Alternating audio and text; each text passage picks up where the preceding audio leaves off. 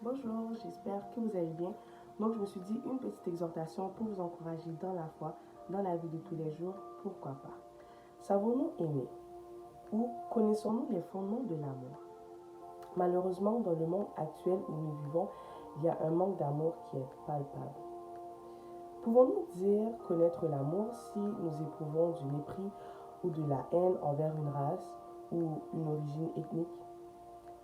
Si nous n'éprouvons pas de la compassion envers celui qui est dans le besoin, ou si nous sommes égocentriques, hypocrites, ou si nous ne nous aimons pas nous-mêmes, pouvons-nous réellement dire connaître l'amour? Que nous dit la parole de Dieu au sujet de l'amour?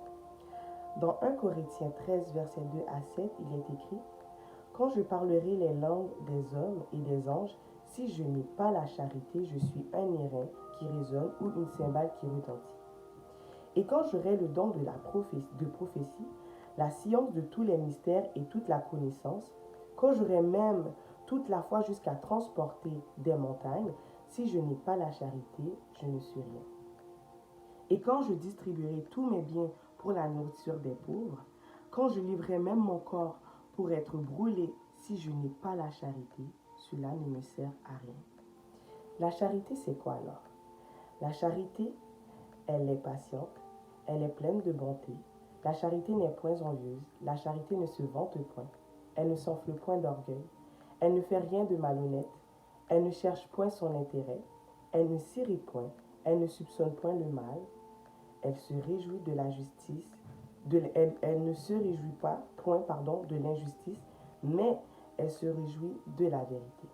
Elle excuse tout, elle croit tout, elle espère tout, elle supporte tout. Enfin, peu importe notre rang social, si nous n'avons pas la charité, nous ne sommes rien.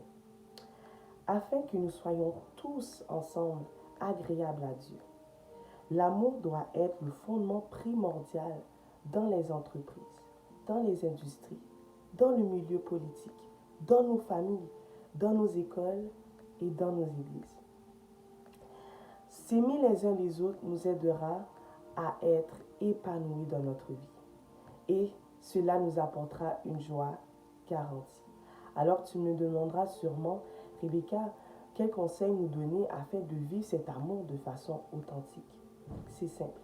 Apprends à connaître l'auteur de l'amour. Son nom est Jésus-Christ de Nazareth. Il est le modèle parfait. Comment procéder, me diras-tu sûrement? C'est simple. Lis la parole. Lis la parole. Quand je parle de la parole, lis la Bible afin de connaître cet auteur.